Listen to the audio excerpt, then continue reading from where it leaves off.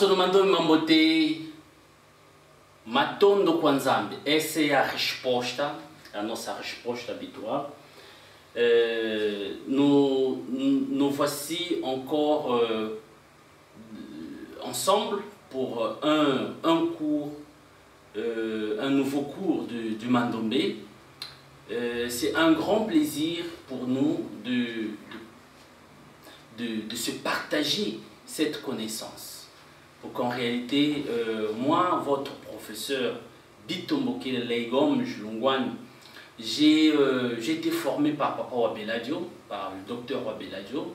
À l'époque, j'avais encore 21 ans. Et il m'avait confié une responsabilité lorsque j'étais à la faculté de théologie de l'université Simon Kimbangu. Il m'a confié la responsabilité de systématiser le Mandombe. Et ça, nous sommes en 1997.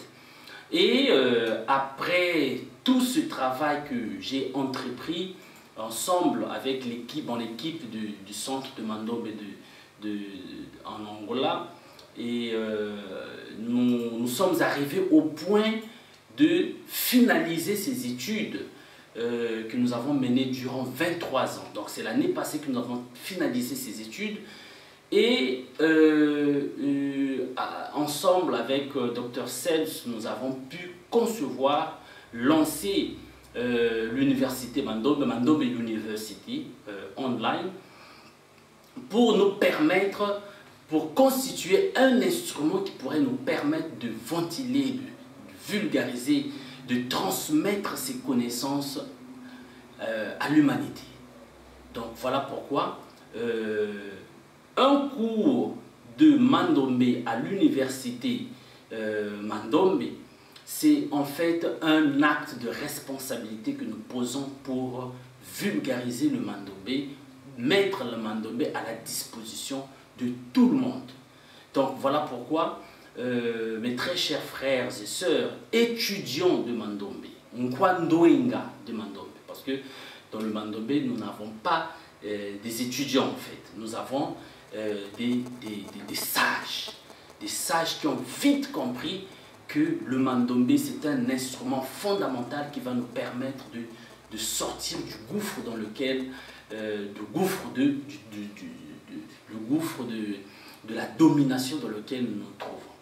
Donc c'est un peu dans cette perspective-là que nous sommes en train de disponibiliser ces connaissances à travers Mandombe University. Donc c'est un grand plaisir pour nous de partager ces connaissances avec vous dans la perspective de faire de vous un spécialiste en Mandombe qui pourra aussi participer dans la révolution culturelle, épistémologique du continent africain.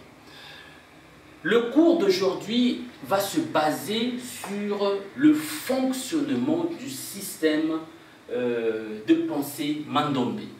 Nous sommes dans le chapitre numéro 2 qui traite l'étude pratique du Mandombe. Et dans cette étude pratique du Mandombe, nous avions commencé à étudier les concepts, le langage technique. Maintenant, nous sommes arrivés au 2.4 qui traite du fonctionnement du système de pensée Mandombe.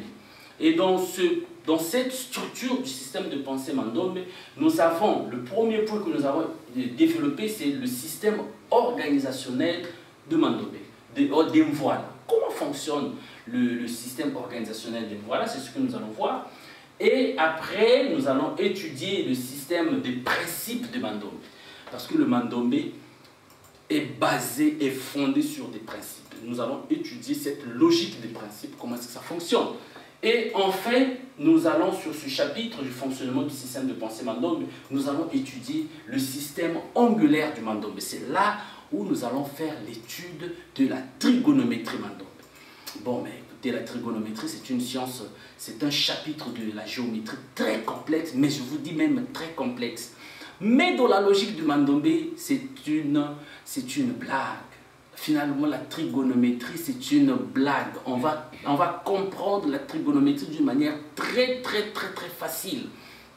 Parce que moi, je ne suis pas mathématicien, je ne suis pas physicien, mais par le Mandombé, j'ai rompu les barrières de la physique, j'ai rompu les barrières de la mathématique, de la trigonométrie, et je me suis imprégné dans ces sciences-là à travers l'instrument de Mandombé. Donc, avec le Mandombé, facilement, on peut briser toutes ces barrières des sciences, des technologies, qui nous paraît être extraordinaire. Mais avec le Mandombé,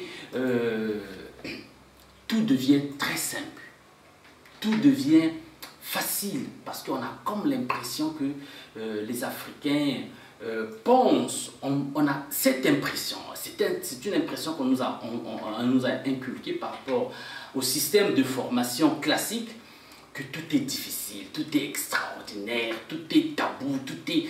Donc, et tout ça, ça crée une frustration dans le développement pédagogique de nos enfants dans les écoles, et c'est très difficile, très difficile. Donc, en fait, avec le Mandombé, c'est un instrument, c'est un outil épistémologique qui va nous libérer. Même lorsque vous n'êtes pas un spécialiste en sciences exactes, vous allez apprendre le Mandombé, et le Mandombé fera de vous un spécialiste en matière de connaissances des sciences exactes, des sciences appliquées. Donc, pour aujourd'hui, nous allons faire notre étude sur le système organisationnel. Alors, nous sommes sur le fonctionnement du système de pensée Mandombé. Et nous allons étudier le système organisationnel du Mvoila. Mais avant tout, nous allons d'abord comprendre ce que c'est un système de pensée. C'est quoi un système de pensée? Le système de pensée, en fait, c'est un outil, c'est un ensemble de méthodes qui nous permettent d'étudier les éléments, ou encore d'étudier tout ce qui est autour de nous. Tout ce qui se trouve autour de nous peut être étudié à travers d'un système de pensée. Mais dans le système de pensée, nous avons deux mots. Nous avons le système et nous avons la pensée. Le système, en fait, c'est un mécanisme. C'est un mécanisme, et ce mécanisme est composé des pièces différentes, mais des pièces interliées, des pièces qui se connectent par un principe d'interdépendance. Donc, une pièce dépend de l'autre pour que le mécanisme fonctionne. Donc, à partir d'une pièce, on déclenche un mécanisme et ça entraîne tout le mécanisme, tout le système commence à fonctionner. Et la pensée est liée au fonctionnement de notre cerveau. La manière dont notre cerveau fonctionne, c'est de la manière dont le système, en fait, le mécanisme de notre cerveau disponibilise des méthodes qui vont nous permettre à faire fonctionner notre cerveau. Et le système de pensée, en fait, c'est un mécanisme qui permet à notre cerveau d'étudier tout ce qui se trouve autour de nous. Dans le domaine de la politique, dans le domaine des sciences exactes, dans le domaine de la biologie, dans tous les domaines. Alors, le Mandombé apparaît comme un nouveau système de pensée. Un nouveau système de pensée qui nous permet d'étudier tout ce qui se trouve autour de nous, mais à travers d'un outil qui est l'ensemble des méthodes, des procédés qui permettent à notre cerveau de constituer des nouvelles bases de codification de tout ce qui se trouve autour de nous. Dans cette perspective, mes très chers frères et sœurs, nous avons le mur de briques, par exemple, que nous avons étudié dernièrement. Donc, le mur de briques, c'est la structure de base du fonctionnement du Mandombé. Et le mur de briques, en réalité, c'est une structure que nous avons connue, que nous avons héritée de nos ancêtres, qui sont les Égyptiens, à partir des grands monuments qu'ils ont laissés comme témoignage de leur culture épistémologique que les Africains ont perdue. Et à partir de cette base, Papa Simon Kimbangu nous a révélé un nouveau système de pensée qui est basé sur la même structure des pyramides, c'est-à-dire le mur de briques. Et en fonction de ce mur de briques, Papa Simon Kimbangu a révélé à Papa Wabeladio que le mur de briques avait un secret. C'est ce que nous avons démontré le dernier cours, que les lignes horizontales, verticales, formées par la superposition des briques, n'est qu'une combinaison de deux éléments géométriques qui se ressemblent aux chiffres 5 et 2. Donc, à partir de ce mur de briques, nous avons soutiré le 5 et le 2.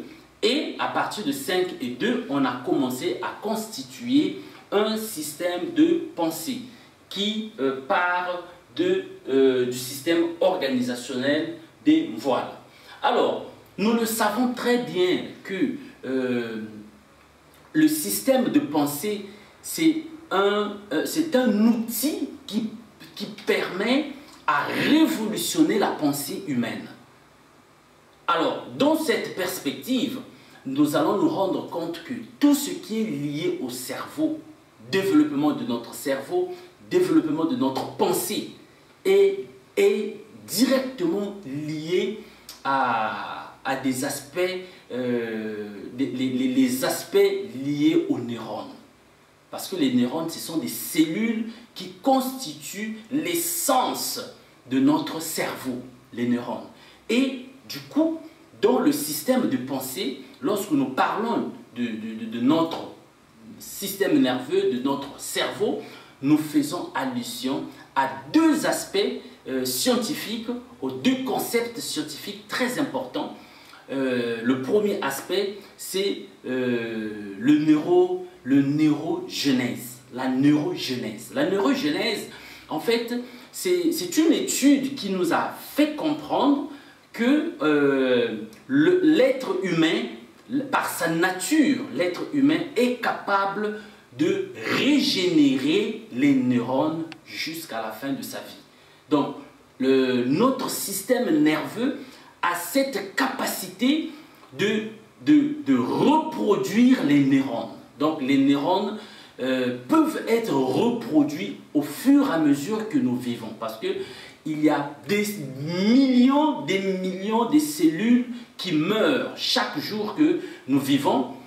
Mais notre cerveau aussi a cette capacité de créer des cellules, des nouvelles cellules. Même les cellules nerveuses, c'est ce que nous appelons, c'est ce que la science appelle la neurogenèse. C'est-à-dire qu'on a cette capacité de produire des nouveaux neurones.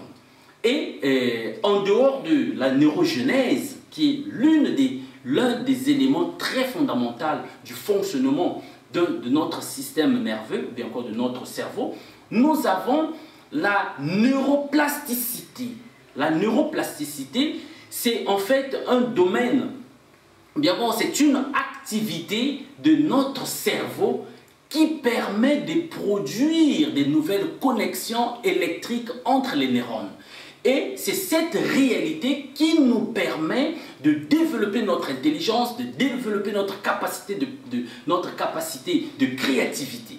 Donc, il y a ces deux aspects très fondamentaux qui rentrent en ligne de compte dans le processus du système de pensée neuronal, du système de pensée d'un individu ou bien encore d'un peuple.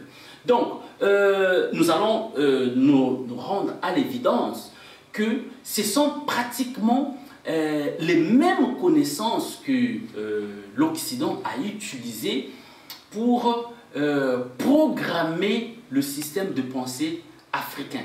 Le système de pensée africain a connu des coups, vraiment des coups qui lui ont amené à perdre sa culture épistémologique. Donc en perdant la culture épistémologique, le noir s'est perdu, il est rentré dans le processus de l'abrutissement après les 5 inventions, les 5 invasions que nous avons toujours fait mention. Et en fonction de ces 5 inventions que nous faisons toujours mention, l'Africain a tout perdu, Même la terre, même le patrimoine terre, lui a été volé, en fait. Il lui a été volé parce que en 1885, avec le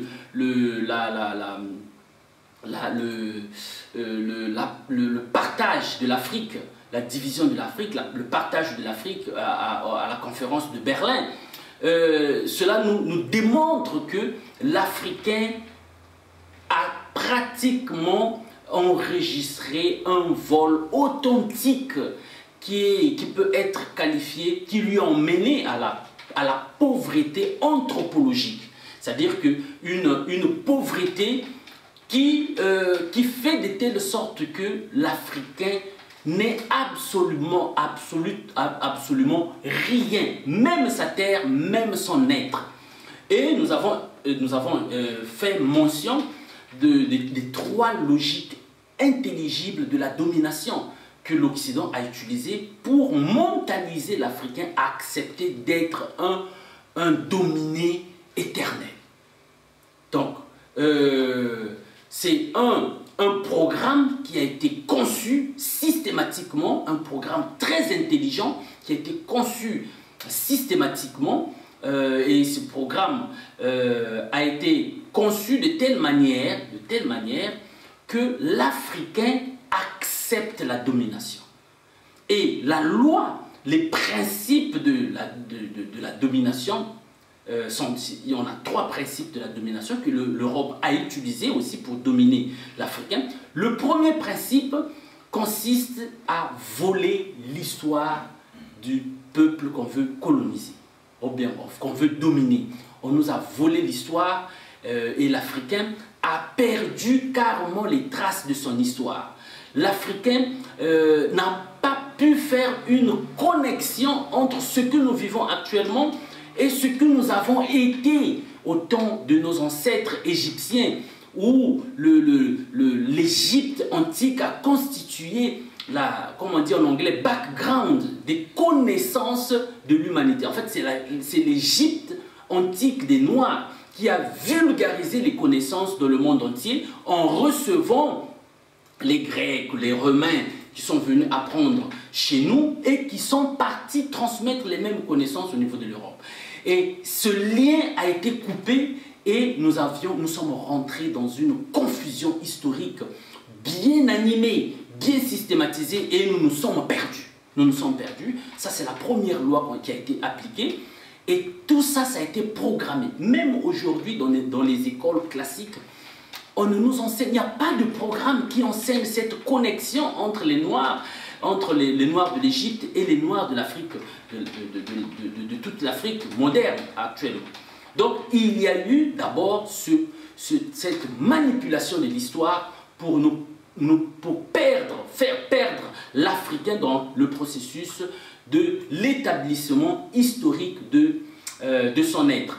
Le deuxième aspect, la deuxième loi consiste à programmer ce peuple qu'on veut dominer à se haïr, à se détester, à détruire son auto-estime, qu'il soit convaincu que rien de bon ne peut sortir de lui. Rien de bon ne peut se développer par lui. Et c'est ça ce que l'Occident a fait. Il nous a enseigné que le noir est idiot. Le noir ne peut rien faire. Tout ce qu'il doit faire doit passer nécessairement par ce que la civilisation occidentale fait. Et à ce moment-là, le noir est resté un éternel dépendant du système de pensée occidental. Et ça fait partie d'un programme qui nous a été inculqué. Le troisième aspect, c'est l'aspect lié à la destruction de notre âme culturelle. La destruction de notre âme culturelle consiste à nous enseigner que notre culture, notre philosophie, tout ce qui nous appartient ne vaut absolument rien. Absolument rien.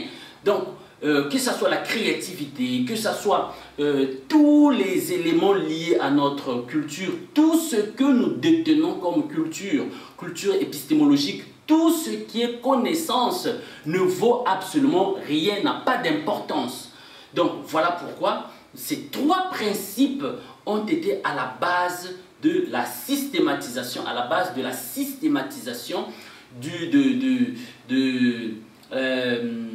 du système de pensée, de la domination, système de pensée occidental pour la domination du peuple africain.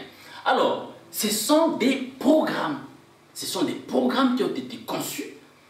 C'est un peu comme un ordinateur. Vous allez acheter un ordinateur, vous arrivez à la maison, vous voulez écrire un texte, mais vous n'allez pas vraiment écrire un texte sans pourtant qu'on puisse installer le programme. Donc, l'Africain a été programmé pour être colonisé, pour être dominé. D'où ce qu'il faut faire pour que l'Africain puisse sortir de ce gouffre, eh bien, il faut déprogrammer.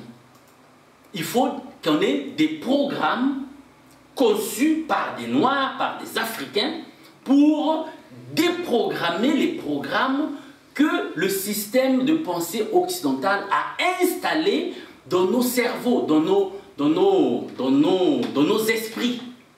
Parce que la guerre de la décolonisation, c'est une guerre psychologique, c'est une guerre mentale, c'est une guerre métaphysique, elle n'est pas physique.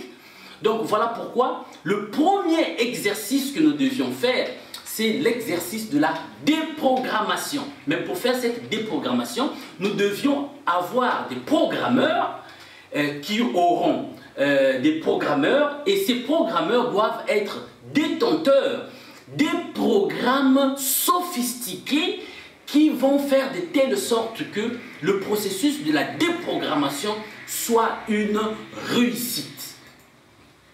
Et dans cette perspective de la déprogrammation, c'est là où intervient le Mandombe. Donc, après la déprogrammation, eh bien, il faut faire la reprogrammation. La reprogrammation consiste à installer des nouveaux programmes qui vont nous permettre de sortir du gouffre de la colonisation. Parce que même eux-mêmes, les Occidentaux qui ont inséré ce programme, ils n'ont pas la capacité de nous déprogrammer. Ils n'ont pas la capacité parce que c'est tout un processus. Tout doit partir de nous-mêmes, tout doit partir de notre système de pensée, tout doit partir de notre esprit, tout doit partir de notre système métaphysique, tout doit partir de notre cerveau.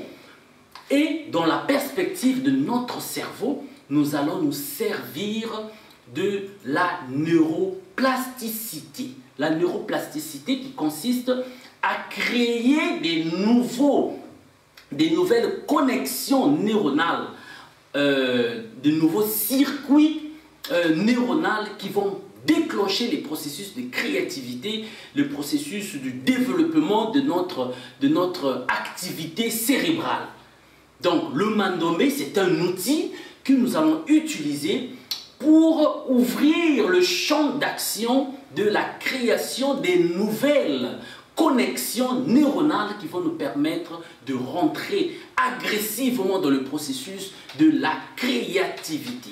Parce que ce sont les connexions des neurones, des systèmes électriques neuronaux, de nouveaux circuits électriques neuronaux qui nous permettent de rentrer agressivement dans le processus de la créativité. Et il faudrait qu'il y ait des exercices qu'il faut faire. Et ces exercices sont bien définis dans le programme de Mandombe, qui est un nouveau système de pensée qui va nous permettre de redéfinir notre système de pensée, qu'on puisse avoir une nouvelle structure neuronale qui va nous permettre de déclencher le processus de nouvelles connexions qui vont nous amener à la créativité. Donc voilà un peu une petite introduction que nous avons faite sur cette réalité psychologique, cette réalité tellement importante qu'on ne nous enseigne pas à l'école. Au contraire, l'école, c'est la continuité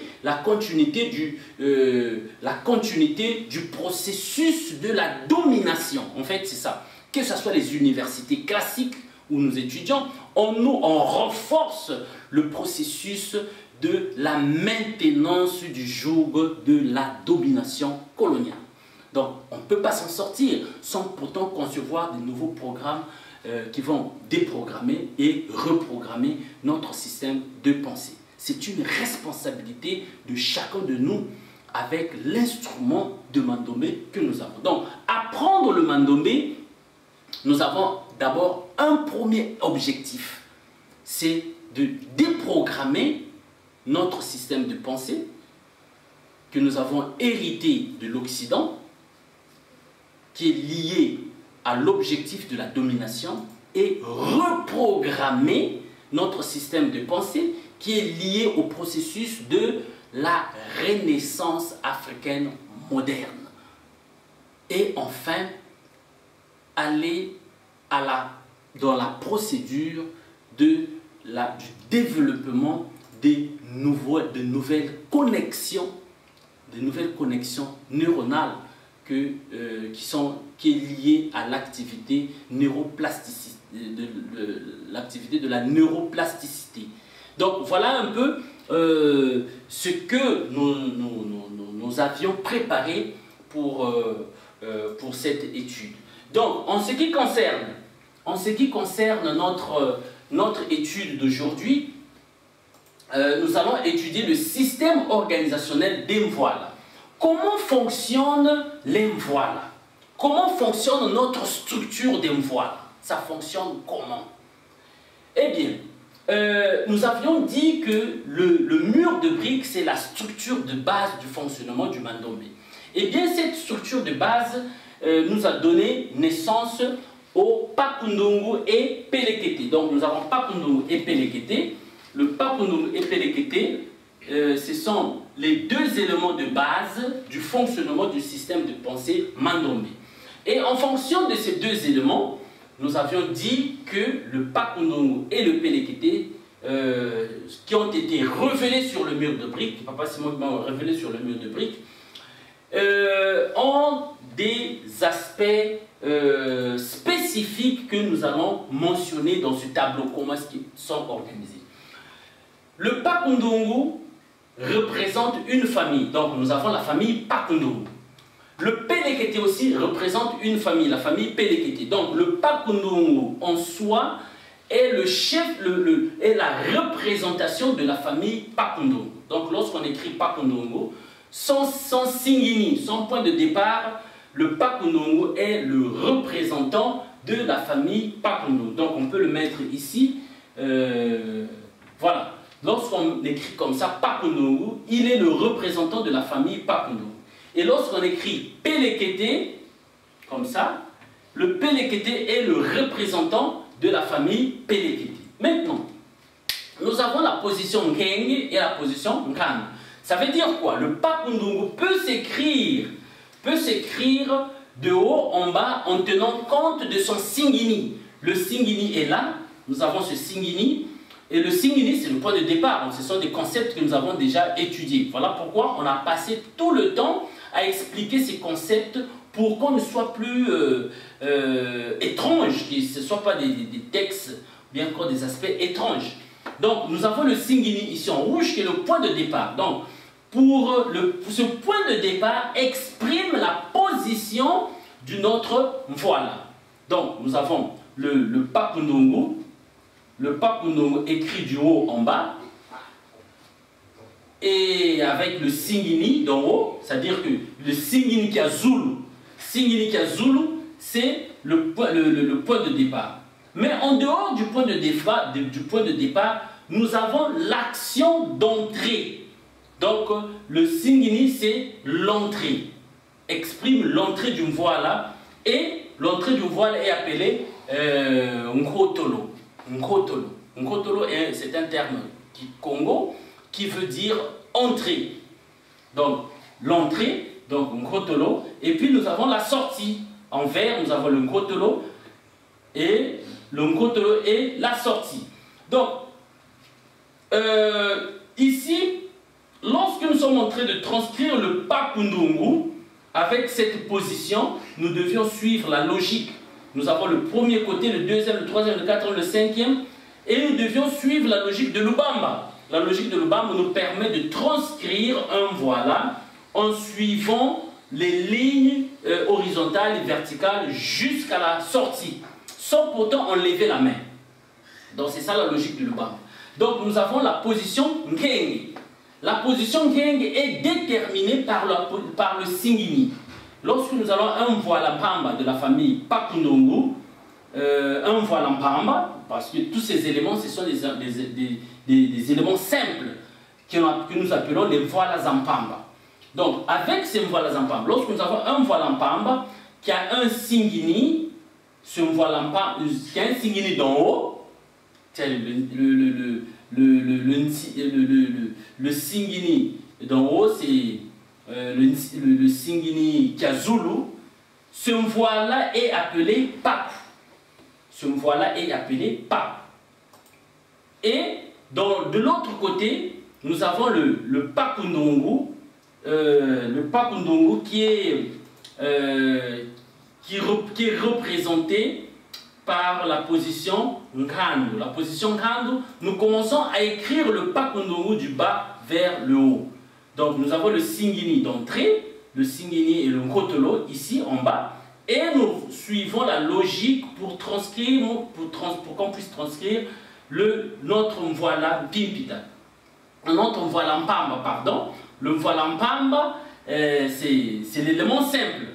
Et celui qui commence avec le Nungu, celui qui commence le voilà Mpamba de la famille Pakundungu, qui est la position Nkandu, est appelé Nungu. Donc on a divisé le nom de Pakundungu, on l'a divisé en deux. Nous avons Papu, qui est celui-ci, et nous avons Nungu, qui est celui-là. Donc nous avons le Papu qui commence de haut en bas, et le Nungu qui commence par le signe d'en bas, du bas vers le haut. Donc, lorsque nous écrivons un caractère comme ça, Pakundungu, il nous transmet automatiquement un message. Et le message que le Pakundungu nous donne, c'est que le Pakundungu, il est l'incarnation de la famille Pakundungu. Et dans la famille Pakundungu, nous avons deux positions. La position Nkandu et la position Nkenge et la position Nkandu. Donc, ça veut dire qu'on peut écrire le Pakundungu à partir du Singini d'en haut, et le Pakundungu aussi peut s'écrire à partir du Singini d'en bas. Donc, automatiquement, nous avons deux caractères similaires, apparemment, dans le Pakundungu. Donc, on peut dire que ici, dans le Pakundungu, nous avons un Pakundungu qui commence du haut vers le bas, qu'on appelle Papu, et nous avons aussi un Pakundungu qui commence du bas vers le haut. Et qu'est-ce que nous avons fait? Nous avons soutiré les deux Pakundungu, un Pakundungu qui s'écrit du haut vers le bas, et un autre Pakundungu qui s'écrit du bas vers le haut. Donc nous avons deux éléments que nous avons soutirés à l'intérieur du Pakundungu. Et chacun, on a attribué le nom de Papu. C'est-à-dire que les deux premières syllabes de Pakundungu, donc Papu, et les deux dernières syllabes de Dungu, de Pakundungu, on a attribué à ce voilà qui s'écrit du bas vers le haut. Au niveau de la famille Pelekete, c'est la même chose. Le Pelekete s'écrit, nous avons le Pelekete. À partir du Pelekete, excusez-moi, nous avons le Pelekete s'écrit comme ça. Et dans ce Pelekete, nous avons la position Nsona, c'est-à-dire qu'on écrit du haut vers le bas, et nous avons la position Konzo, on écrit du bas vers le haut. Donc ici, à l'intérieur du Pelekete, nous avons le voilà, le Papu, le Pélé qui s'écrit du haut vers le bas, et nous avons aussi le kété qui s'écrit du bas vers le haut, dans le même voilà. Et qu'est-ce que nous avons fait? Qu'est-ce que Papa Obelado a fait? Il a séparé les deux. Il a séparé le pélékété, il a séparé le pélé du pélékété, il a soutiré aussi le kété du pélékété. Donc, nous avons carrément deux éléments apparemment identiques, mais morphologiquement, bien encore, du point de vue transcription, sont des éléments différents, très différents. Donc voilà pourquoi ici, nous avons le pélé et nous avons le kété. Alors, le pélé, il est à la position sona, le kété, il est à la position konzo. Donc, à partir de cette représentation, nous pouvons techniquement faire l'analyse, l'étude analytique d'un voilà qu'on nous présente. Par exemple, si je fais ceci, si j'écris ceci, on me demande de faire une étude analytique de cette figure.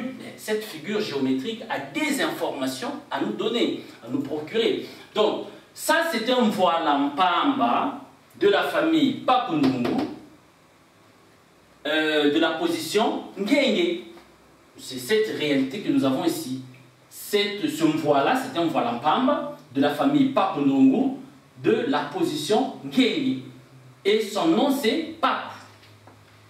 Ici, nous avons le voilà mpamba de la famille Papundongu, de la position Kandu, parce qu'il s'écrit du bas vers le haut, avec le singeli d'en bas. Et il s'appelle Ndungu. Ici aussi, c'est la même chose. Nous avons la famille Pelekete. La famille Pelekete, dans la famille Pelekete, nous avons cette structure géométrique qui est un voilà mpamba de la famille Pelekete, de la position Nsona. Et son nom c'est Pélé. Et en dehors de cette réalité, nous avons la position Konzo. Un voilà mpamba de la position Konzo. Il est de la position Konzo, la famille Pelekete, et c'est un voilà mpamba. Donc, en fonction de cette réalité, nous allons nous rendre à l'évidence que, à partir de cette logique, nous pouvons constituer ce que nous appelons le mur de briques en fonction de la position de tout un chacun. Donc, nous allons passer maintenant à la démonstration. Nous allons passer à la démonstration de la construction du mur de briques en fonction des positions. C'est nécessaire. Les gars, nous.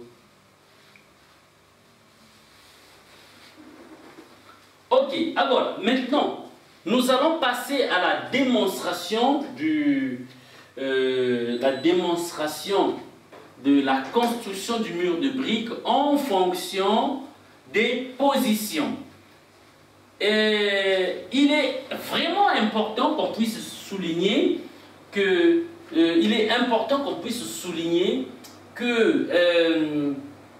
le mur de briques, la construction du mur de briques détermine notre identité lorsqu'on va commencer à écrire.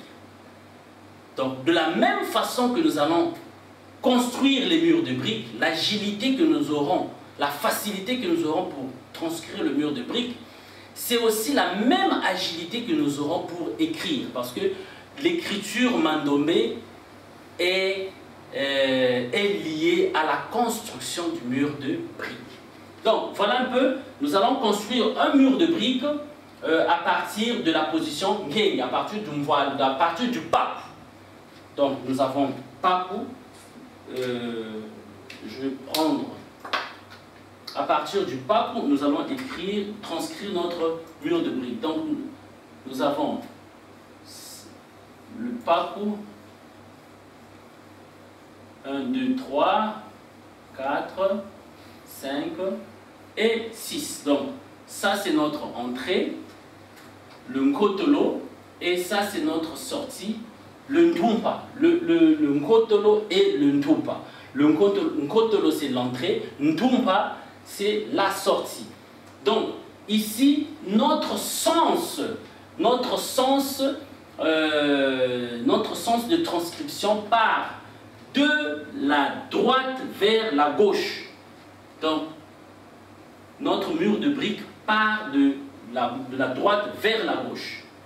Maintenant, lorsque nous allons construire le mur de briques à partir du Ndungu, ça sera maintenant le contraire. Nous allons partir de la gauche vers la droite. La gauche vers la droite, on aura un mur de briques de ce genre. 1, 2, 3, 4, 5 et 6. Donc ça c'est notre entrée, Nkotolo, et ça c'est notre Ntumpa. Et en fonction de Nkotolo et du Ntumpa, notre sens de transcription va de la gauche vers la droite. Vous voyez que rien que la position d'une voile définit le sens, la trajectoire de notre mur de briques. Et ça a des implications dans beaucoup de domaines.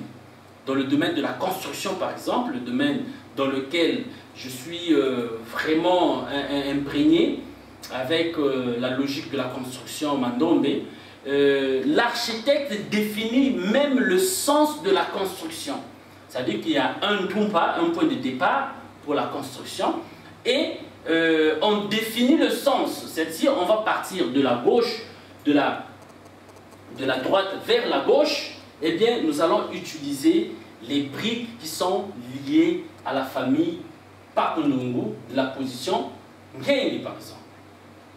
Et personne ne peut faire la construction Mandombe s'il ne maîtrise pas ces aspects, s'il ne maîtrise pas cette logique, ça sera difficile, il va s'embrouiller pratiquement.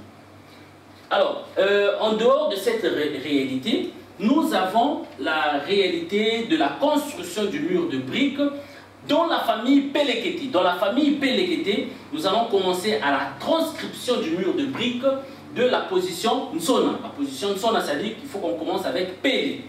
Pele, c'est un voile Mpamba de la famille Pelekete à la position Nsona. Donc nous allons commencer avec Pele. Voilà, Pele est ici. Et nous allons le combiner. 1, 2, 3, 4, 5 et 6. Voilà. Donc, le point de départ est ici, le Singini et le Nkotolo, et le sens va de la gauche vers la droite. C'est ça la réalité. La dernière composition sera de Kété, qui est une combinaison qui commence avec Kété, qui est de la famille Pelekete, et la position Konz. Donc il va partir du bas vers le haut. 1, 2, 3, 4, 5 et 6. Voilà notre combinaison, notre mur de briques. Il y a 2 lignes, effectivement. Donc, en fonction de cette réalité, nous pouvons, en fait, nous pouvons définir la structure fonctionnelle des voiles.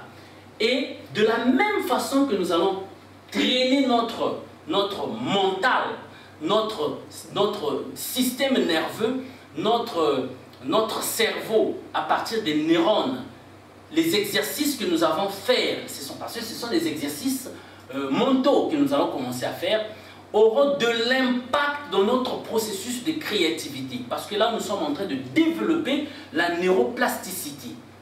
Donc, voilà pourquoi le Mandombe est très important comme un exercice mental de la maintenance de notre capacité de créativité. Et ça se démontre avec la réalité de la neuroplasticité. Moi, je suis en train de vivre cette réalité. Mes très chers frères et sœurs, moi, je suis un théologien par nature, enfin, par formation académique. Théologien, c'est une science qui est très loin des sciences exactes. À la faculté de théologie, on n'avait qu'un seul cours de mathématiques. Un seul cours, c'était le cours de la statistique. Donc c'était l'unique cours qui avait trait à la mathématique. Mais curieusement, 23 ans après avoir appris le mandombe, mes très chers frères et sœurs, j'ai basculé en fait. Mon cerveau a basculé des connaissances sociales, des connaissances sociales aux connaissances exactes. Là, par exemple, la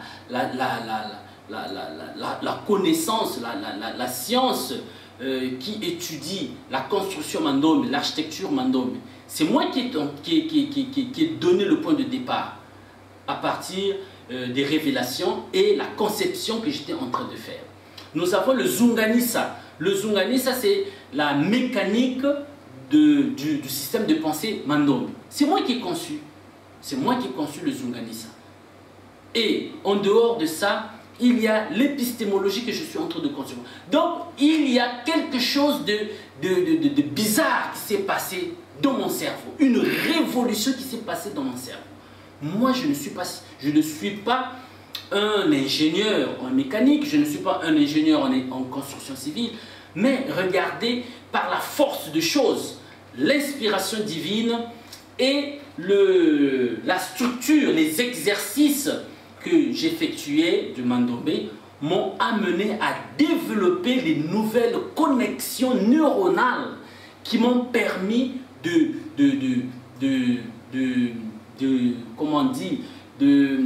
entreprendre des recherches dans des domaines qui ne faisaient pas partie de mon domaine.